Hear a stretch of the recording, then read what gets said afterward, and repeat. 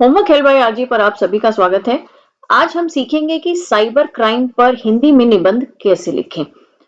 इस निबंध में आप कुछ नए तरीके के शब्द भी सीखेंगे, इसलिए निबंध को शुरू से अंत तक ध्यान से समझिए।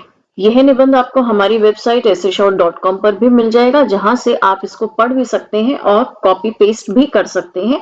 और यह वेबसाइट सभी के लिए बिल्कुल फ्री है। सबसे पहले आपको यह समझना बहुत जरूरी है कि साइबर क्राइम क्या है। साइबर शब्द का मतलब होता है कंप्यूटर या इंटरनेट से संबंधित, और क्राइम का अर्थ है अपराध। साइबर क्राइम, ये दोनों ही इंग्लिश के वर्ड है। तो साइबर क्राइम का मतलब है इंटरनेट पर अपराध। साइबर क्राइम, जिसे हम इंटरनेट और डिजिटल तकनीकों के माध्यम से किए जाने वाले अपराधों के रूप में जानते हैं, एक गंभीर समस्या है। यह अपराध व्यक्तिगत और सामाजिक जीवन को प्रभावित कर सकते हैं, खासकर बच्चों को और युवाओं को। तो ये जो अपराध है, ये किसी पर्टिकुलर इंसान को भी प्रभावित कर सकता है, ये एक फैमिली को या फ्रेंड सर्कल को या पूरे के पूरे समाज को भी प्रभावित कर सकता है। इसीलिए कहा गया है कि यह बहुत ही गंभीर अपराध है या गंभीर समस्या है। साथ में हमने लिखा कि ये खासकर बच्चों और युवाओं को प्रभावित करता है, क्योंकि बच्चों और युवाओं को इंटरनेट की खास तौर से आदत पड़ गई है। साइबर क्राइम के रूप में फिशिंग, ऑनलाइन धोखाधड़ी, वेबसाइट हैकिंग, वायरस और मैलवेयर, इंटरनेट बुलिंग, ऑनलाइन चोरी आदि शामिल है। अब साइबर किस किस रूप में हो सकता है, इसमें से कुछ शब्द को तो आप जानते होंगे और कुछ नए तरीके के शब्द हैं जिन्हें आप बार बार बोलकर और लिखकर प्रैक्टिस कर सकते हैं। देखिए, समझते हैं। सबसे पहले समझते हैं फिशिंग।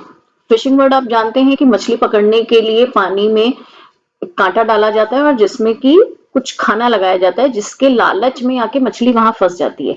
इसी प्रकार से जो ऑनलाइन अपराध करते हैं, वो लोग किसी ना किसी माध्यम से, ईमेल के माध्यम से या किसी और लिंक के माध्यम से हमें चारा डालते हैं। मतलब कुछ ऐसा करते हैं जिससे हम उनके जाल में फंस जाते हैं। वहां पर क्लिक करके हम उन तक अपनी पर्सनल इंफॉर्मेशन शेयर कर देते हैं। ऑनलाइन धोखाधड़ी, इस सभी को हम ऑनलाइन धोखाधड़ी कह सकते हैं कि ऑनलाइन कॉल करके हमसे पैसे मांग लिए, या हमारे क्रेडिट कार्ड की डिटेल्स चुरा ली, या हमारी पर्सनल आईडीज वगैरह हमसे किसी तरीके से ले ली। ये सब ऑनलाइन धोखाधड़ी है। Website hacking. हैकिंग वर्ड आपने सुना होगा ना, कि इंस्टाग्राम पे आपके फ्रेंड का अकाउंट हैक हो गया या आपका अकाउंट हैक हो गया। इसी तरीके से वेबसाइट हैकिंग, कि पूरी की पूरी वेबसाइट को जो अपराधी हैं वो अपने कंट्रोल में ले लेते हैं। मतलब आपने अपनी वेबसाइट बनाई हुई है, लेकिन आप अपनी वेबसाइट को ऑपरेट नहीं कर पा रहे हैं, तो यह भी धोखाधड़ी का ही एक रूप है।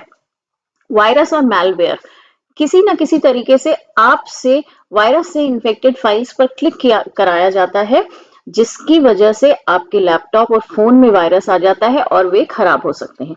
Internet bullying. बुलिंग का अर्थ है किसी पर हावी होना। तो इंटरनेट बुलिंग, इंटरनेट के माध्यम से किसी भी तरीके से कोई इंसान आपके ऊपर हावी होता है, तो वह साइबर अपराध की कैटेगरी में आता है। ऑनलाइन चोरी आदि शामिल। ऑनलाइन चोरी तो आजकल आप लोग जानते ही हैं कि ऑनलाइन पैसे चुरा लिए जाते हैं, आपके बैंक से ट्रांसफर करवा लिया जाता है। ये सब साइबर क्राइम के रूप है।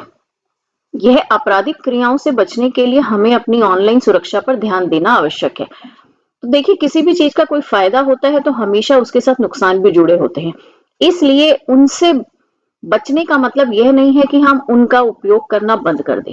उसके लिए आप अपनी ऑनलाइन सुरक्षा पर ध्यान दें। खासतौर से बच्चों को इंटरनेट पर सुरक्षित रहने के लिए सावधानियों का पालन करना चाहिए, और वे किसी अज्ञात व्यक्ति से व्यक्तिगत जानकारी साझा नहीं करें। तो अज्ञात व्यक्ति, स्ट्रेंजर। स्ट्रेंजर को आपको अपना आधार कार्ड नहीं देना है, लाइसेंस नहीं देना है, और कोई भी अपनी पर्सनल इंफॉर्मेशन आपको उन्हें नहीं देनी है। सरकार भी नई तकनीकी सुरक्षा के उपायों को बढ़ाने के लिए प्रयासरत है। सरकार इस दिशा में बहुत अधिक कार्य कर रही है, ताकि साइबर क्राइम या ऑनलाइन क्राइम्स को कम किया जा सके। इससे पहले कि साइबर क्राइम बढ़े, हमें सकारात्मक दिशा में कदम बढ़ाना चाहिए और इससे बचाव के लिए सामाजिक जागरूकता बढ़ानी होगी। तो साइबर क्राइम को रोकने का एक ही तरीका है कि हम उसके लिए जागरूक रहें, अवेयर रहें। हमें पता होना चाहिए कि आसपास में क्या चल रहा है। अगर हमारे किसी मित्र या रिश्तेदार के साथ कोई धोखाधड़ी हुई है, तो हमें पता लगाना चाहिए, ताकि हम उस तरीके की धोखाधड़ी से बच सके। तो इस निबंध की शब्द सीमा है 200 से 250।